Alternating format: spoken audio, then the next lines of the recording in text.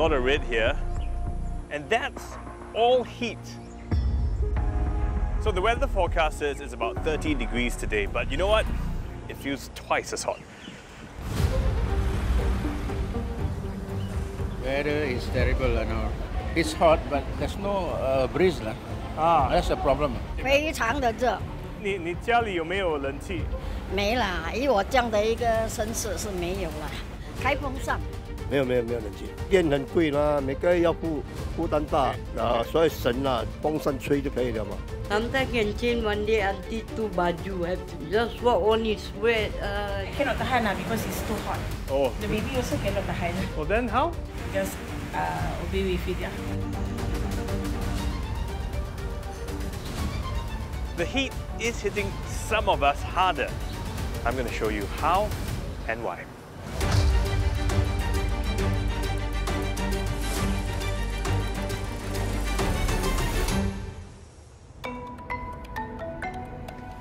I'm meeting this guy. He's the first Singaporean elected to the United Nations top climate science body. And he's getting me to take him for a ride. Not a joyride though. Let's go to places in Singapore that show how different parts of the island experiences heat. Okay, so different parts of Singapore, you say some will be cooler, some will be hotter. Exactly. How about we start by going to one of the coolest places in Singapore to live in? And this is apparently where it is.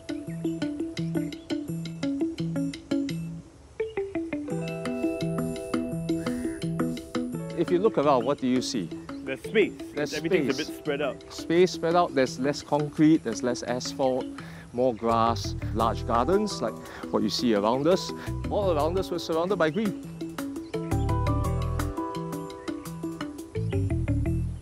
So if we can take a look, the roof, obviously, super hot. Yep. But if you pan over to where the green spaces are, wow, you'll notice it's significantly cooler. Yeah, it's almost a good 10 degrees cooler.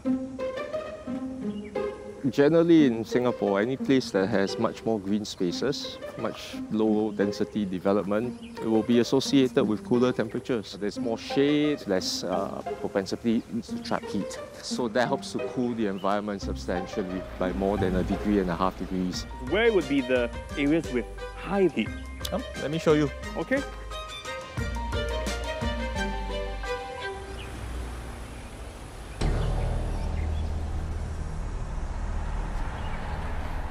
Hot, isn't it? Yeah, we've been here, what, 2-3 minutes and I'm sweating. So I'm curious, I wonder how much hotter this spot is compared to where we just were at Bukit Timah. Let's find out using the thermal camera. Let's measure it. The ground now is about 50. It is just like so much hotter. We measured the road just now. It was about 40, a good 10 degrees hotter. Much more pavements here compared to where we were just now. You can tell that it's also trapping in heat during the day. You see the high-rise, high-density public housing in this sense. You don't have many trees, you got limited grass, so you got less shade. We just came from a major road. The road has a lot of cars, buses and trucks.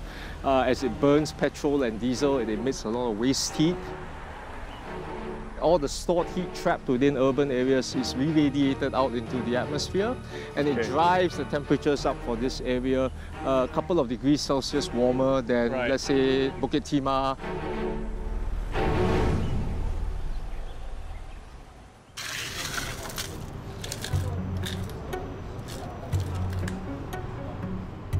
Wonderful, wonderful.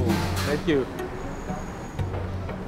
While we're cooling off, shall I show you all the points about looking into heat vulnerability? What do we got here? This is a map of Singapore. We were here this morning in Bukit Timah. Then we went to Jalan Besar in the afternoon, and then now we're in Geylang.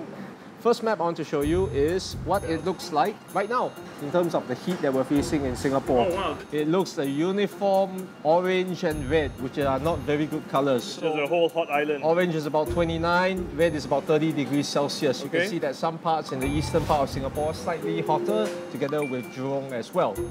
So this gives you the physical exposure. Now, this tells you the concentration of elderly population in Singapore. Oh. The darker the colours, generally the more elderly people live in that region of Singapore. Oh, So wow, where okay. we were at in Bukit Timah, lighter green, not that many. But if you look at all these dark green spots, It was like Jurong, Clementi, the Yep, mature and- estates, right? all HDB or public housing that were built in the 70s and 80s, people tend to stay there for the duration of their lives. The older you are, the more at risk you are to problems of high heat stress or heat stroke. This map, so the darker the colours, that means there are more people who are unemployed and more people who have below average income. People with less access to resources, less access to finances. So if you think twice about turning on the aircon, you tend to be more at risk of being exposed to heat. And that's a problem in these locations. When we look at heat vulnerability, what we do is that we overlay the maps that I've showed you together with the physical exposure. Geylang, Kallang, Jurong West. 3 of the neighbourhoods in Singapore arguably most vulnerable to heat, with a combination of not just higher temperatures, but also a proportionately high number of low-income households and elderly residents. Ironically, I guess the people who are more vulnerable are the ones who are more exposed to heat, but the ones who are less vulnerable are the ones who are slightly better off, have the resources to keep cool but yet don't need to because they are living in a cooler environment. Exactly. I'm heading to one of the neighbourhoods, Jurong West, where single mum Fion Lim lives in her 2-room rental flat. Hello! Hi. Hi Fian. Oh, can I come in? Yes. Okay. Come in, thanks. Ah, okay. So how many of you are living here? There's 4 of us living here, me and my boys. How have you been coping with the weather? I can already feel it now that I'm in the room. Actually, I purchased another 2 more fans, which is inside the bedroom. Okay. We're using the climate voucher. I have 4 fans, 1 in the living room, and then actually 3 in the bedroom. A fan for each of the boys.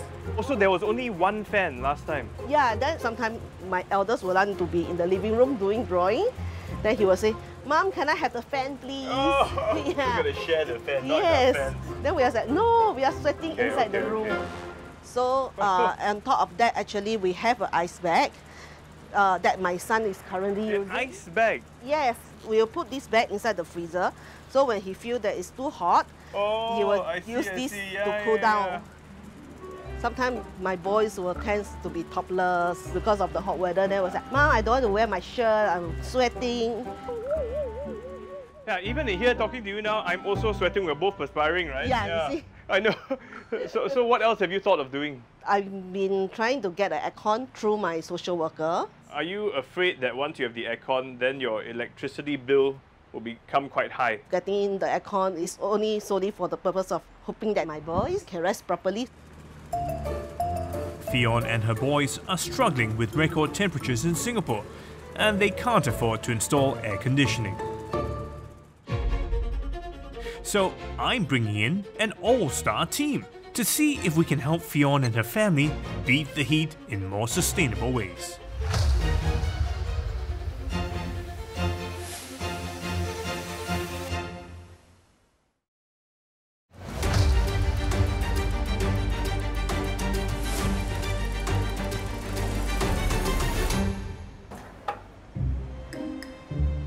Single mum Fion and her 3 children are struggling to cope with rising temperatures. This room, the living room, dining room, kitchen, study room, is the everything room. Yes. The whole room, I can feel that it's warmer already. The heat coming from the frying pan. Yeah, I can see you sweating also, right? Yes, I'm sweating already.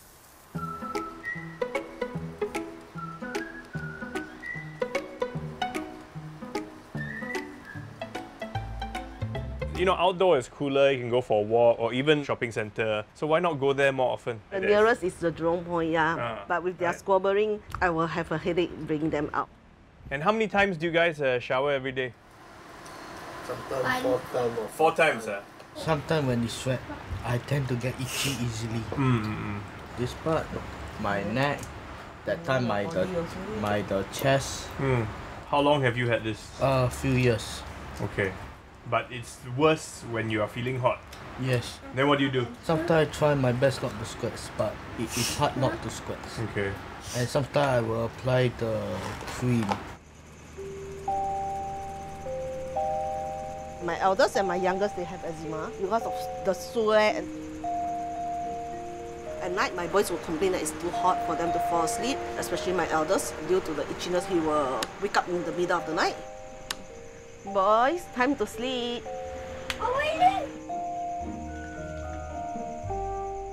It's about 9 o'clock at night, and one would imagine that it would be cooler, right? It should be, but actually it feels just as warm as it did in the day. And inside the apartment, it's even more stuffy. I guess the heat from the day has been trapped inside. To think that actually 1/4 of all households in Singapore don't have an air conditioner, so they're having to live with that kind of heat every night. That can be quite unbearable. I want to help Fionn and her boys beat the heat, and there's no better people to ask than these guys. A crack team of experts that's embarked on a 3-year project to study how Singaporean households cope with heat and to develop new and cheaper ways for them to do so. Hi, Fionn. Hi, Steve. Nice to see you again. Okay, so these guys, they got a whole bunch of equipment. So if it's okay, you let us get to work, and then after that we can see what we can do? Yes. Okay, come. Let's get to work, guys. So we are planning to use the equipment to really measure the conditions of the house. That will help us redesign the space to make it more cooling. One way to visualize wind flow or whether the lack of wind, right, is through a misting system like this. Oh, the mist is just flowing around the pail. It's not going anywhere. Exactly, because the air is stagnant. There's not a lot of wind. So I guess if there was breeze coming in from the kitchen, would it be something like that? Yeah. And because the house is so small and it has so many things, you know, and you can kind of see the clutter around the house as well that is blocking the wind flow. I see. So we have demystified that situation. Good job there. The wind velocity, the wind speed. As you can see, it's 0. I think the bedroom seems to be the warmest spot in the apartment. You can definitely feel the stagnant air, essentially it's hot air, recirculating again and again within the room. The fact that the clothes are immediately behind the fan, they reduce the wind coming out from the fan as well. So look at the temperature released by the fridge. Right. Yeah, compared to the rest of the surrounding. And this is almost up to 6-7 degrees Celsius difference. Because everything around it is a different color, but the middle where the fridge is bright red. Essentially, for every electrical appliance, they release heat. The wind can actually carry their heat around the house, heating up the house as well. So actually, the fridge isn't really in the best spot here. Yeah. The team's initial assessment? A hot and stuffy house in need of wind flow, often the case with small flats. So it's been about a week since the team visited Fionn's house, and I'm here to find out what plans they cooked up for her.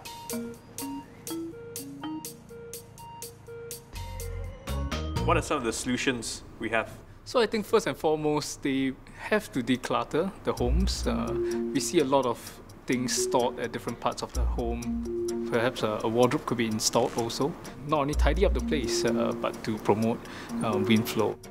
The family is using bed sheets, which are made of synthetic material, which is not that cooling. So there are other type of material they can use. These are cotton, so these are more breathable and cooling. There is something else that we can introduce, and that is possibly the air cooler.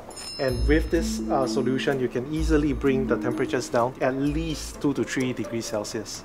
I see. So it's like a fan, but it blows cooler air. Yes. Because there's the water evaporation, right? Yes. Okay. And it consumes only maybe about 1/10 of a typical aircon energy consumption. So, having met with the researchers, my team and I now know what items we need to help Fionn and the boys better cope with the heat. The question is, where are we going to find what we need without having to break the bank?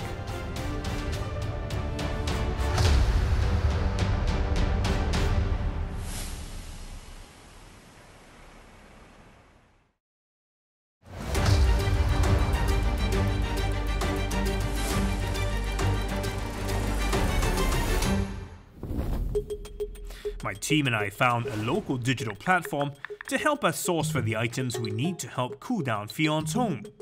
good hood helps match people looking for specific items with those looking to give them away. Lately, of course, we've been experiencing some really hot weather. Have you found an increase in the number of heat-related items that people are asking for? Yeah, heat-related items definitely have increased. But systems. Yeah. Clothing. Yeah. Clothing. Dry fit. Oh, dry fit clothes to stay cool during the heat. Okay. How frequently are you getting these requests for these items? Yeah, so in the last month, we've had about 3 or 4 of such requests. And we think it's going to continue increasing because the weather is quite hot these days. Yeah. So who are the people that are asking for these items? The blue and orange charts verified. Blue generally meaning the bottom 10% by household income. Okay. Orange is the bottom 20%. Most of the requesters will be living in rental flats. But essentially, it is pretty much the lower economic group that is needing more of these Yes. items. Yeah. Right.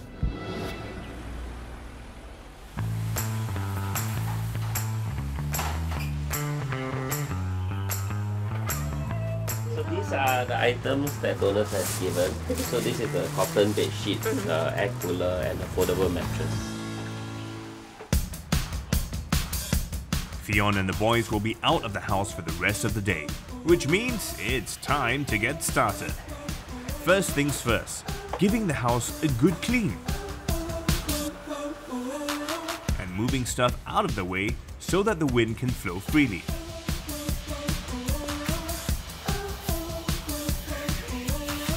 Obviously, he hasn't been watching TV for a while. Yeah, how are they going to watch Talking Point?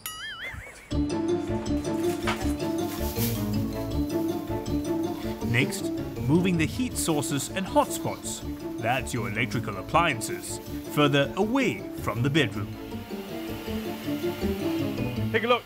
We're not entirely done yet, but it's about, I would say 80% there. And you can see it's a big difference already. We're just moving the furniture around, giving it a clean, and allowed for better ventilation and wind circulation. And I can literally feel the wind. Ooh, what a difference. Next up, the wardrobes. They are in the midst of fixing it up. We'll put the clothes in the cupboard and be able to make the room a little bit more airy as well. Hopefully once we're done, they'll be able to have a good night's rest.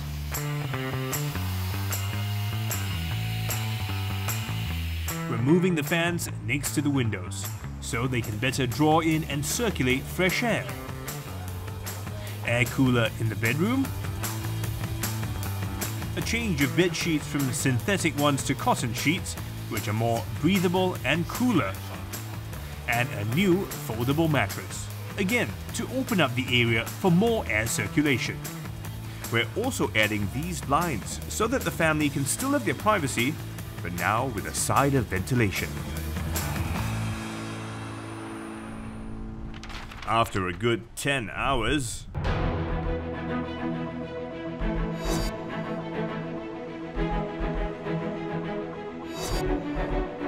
we'll check back with Fionn and the boys in a week to see how much of a difference these fixes have really made.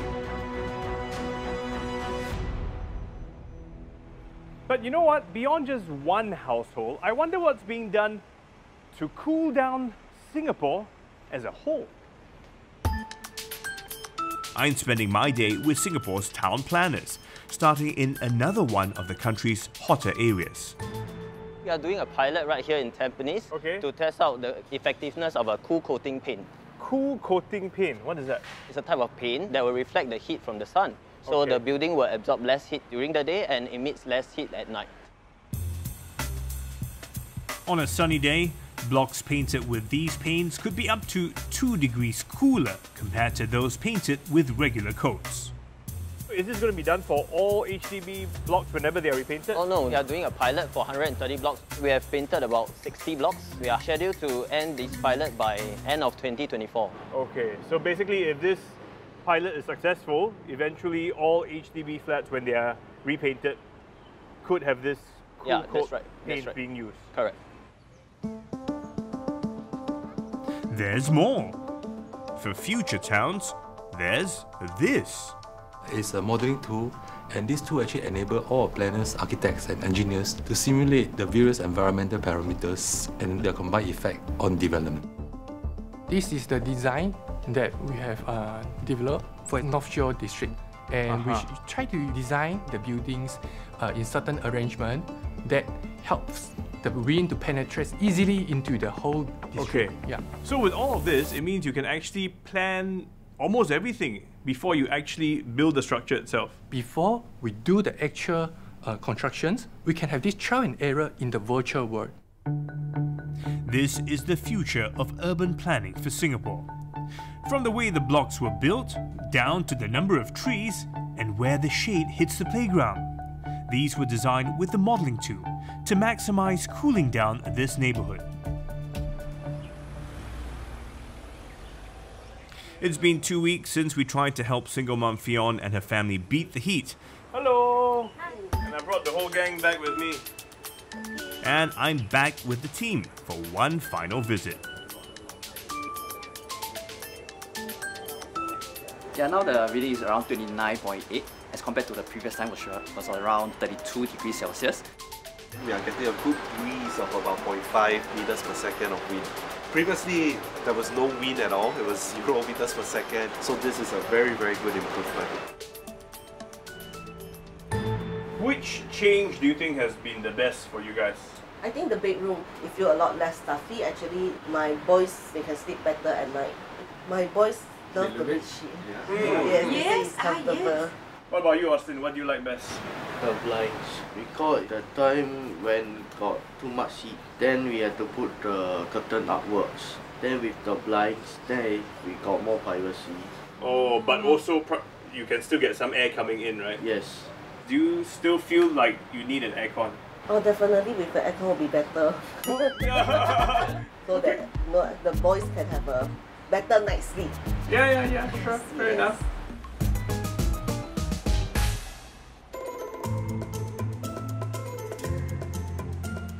So I want to ask you guys, what do you think? Would you consider what we've done here a success story? Yeah, definitely. I think it's a huge success. But she still wants an aircon, right? We asked her and she said, I still want an aircon, yeah. So what do you think about that? Well, it's nowhere near what an aircon room would be. It's significantly cooler than what the conditions were before. So in the context of rising urban heat in Singapore, I think what we have done in Fionn's home is something that every household in Singapore is able to adopt. Understanding how to increase the ventilation, where to place your furniture, where to relocate certain appliances. Basic things like opening the windows. These are things that we can do on a daily basis.